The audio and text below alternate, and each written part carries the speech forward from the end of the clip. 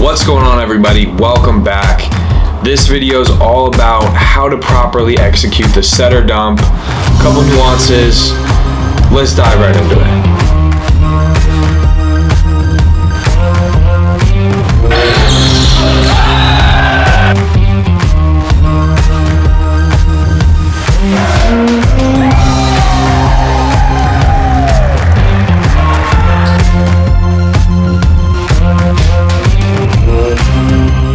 If you are a setter, no matter what level you are playing at, you definitely have the ability to make an impact on the game offensively through attacking the ball, dumping the ball, being really creative throughout the course of the game and picking your spots when is best to make that attack on two over the net. This video, I'm breaking down a couple different things, some tendencies I like to see, some general observations about the setter dump, and then one specific way about implementing this into your game that I think can have a lot of success for you going forward. So with that being said, let's dive right into it.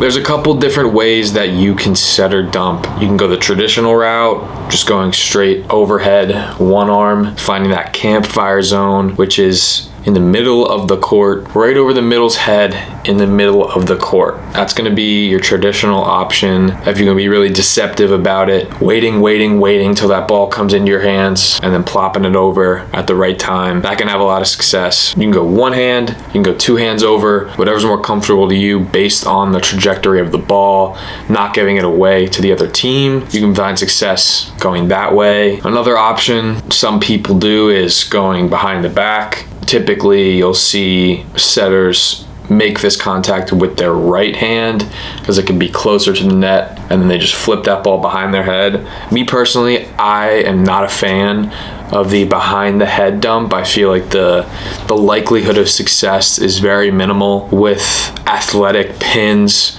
that are long and able to get to that ball, unless you're really putting it straight down, which is it's a tough play to make. Really, I think the purpose of this setter dump is deception, and there isn't a lot of room to beat that player if you go behind your head. So that's one that I typically would encourage setters to stay away from, unless they really feel like that certain segment of the game is open and available. Maybe the outside's pinching in. Other than that, though, I think that's one to generally avoid. Another option is the deep push on the dump. This is something that my setter in college did a lot, and I think it has like a 50-50 shot. Not a great success rate. If you can catch defense off guard, it's an option. If you're struggling to side out, maybe it's something you turn to, but again, not something I would not something that I think is going to be consistently that effective. Another option is attacking on two. If you have a really explosive setter that hits the ball well, has a good arm swing, good top spin, sometimes they can just go up and attack the ball and hit it like an attacker would. Our setter last year, Grayson, did this a fair amount with pretty good success, finding good spots in the court. This is really just about finding good angles, trying to hit that back seam in between the 6 defender and the 1 defender, somewhere in there. Yeah, just be explosive, be creative. You'll typically be catching the blockers off guard, so you might have 1 or 2 less hands up there at the net. I think that has a lot of potential for success in different spots. It's something worth trying. And the last type of setter dump, this is my favorite one. I think this is one that all setters should have in their arsenal because it's a new development of how setters attack the game. And this is kind of called the setter dunk. You can see on this play here, Grayson gets a nice high free ball pass from Devin, and then 2 hands plops this ball right over the net. Now, the key on a play like this is making sure that he gets that subtle body turn, so when he dunks this ball down, it's parallel to where his body's facing. You can't dunk the ball right like that, but if you dunk it straight down, it's legal. There's no lift there. So keeping your body turned at the last moment and going straight down with it is going to be a clean play.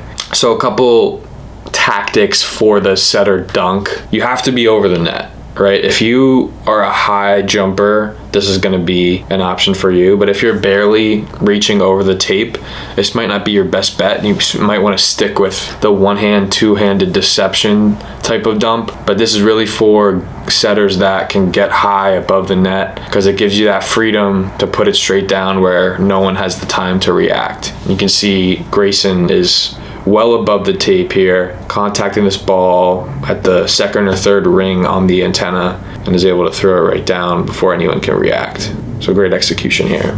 And this setter dunk is something that I think everyone should practice and work on implementing into their game, because it really forces the middle and the defense to think twice about the setter being up there as not only someone that can move the ball around, but also someone that can score a lot.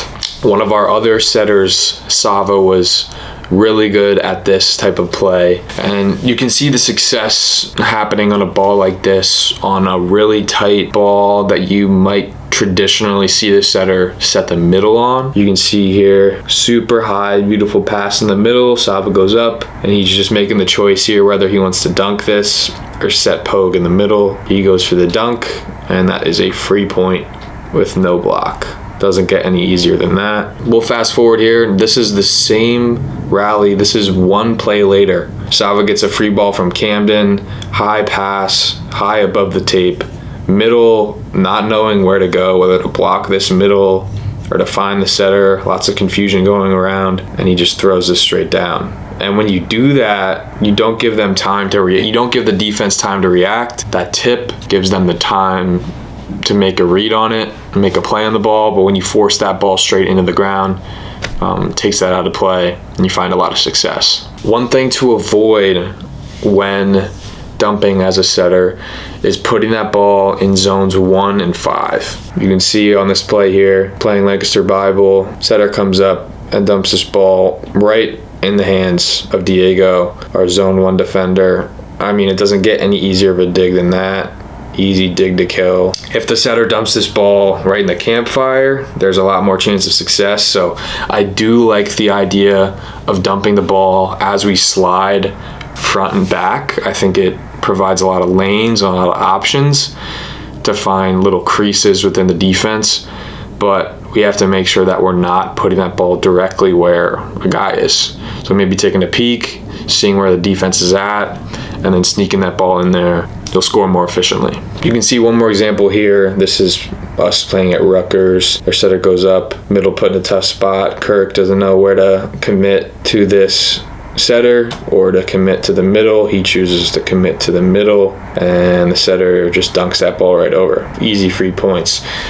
So the reason why the dunk is effective is by setting it up. You have to be really good at still committing to setting the middles on those tough, tight balls. It can't always be a dump whenever the ball's high and tight. You have to make sure that you're willing to set your middles, set your pins, set anyone on any ball, wherever you're at on the court.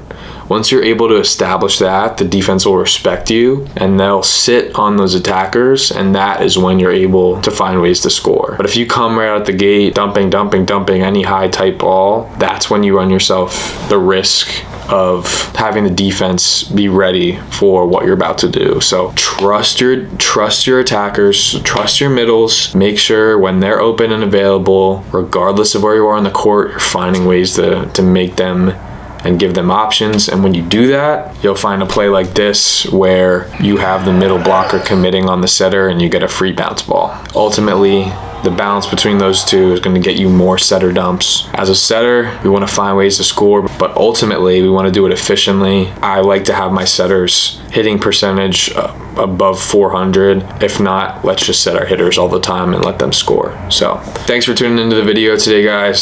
Setter dumps, definitely a big part of the game when done right. Thanks for watching, and we'll see y'all next time. Peace.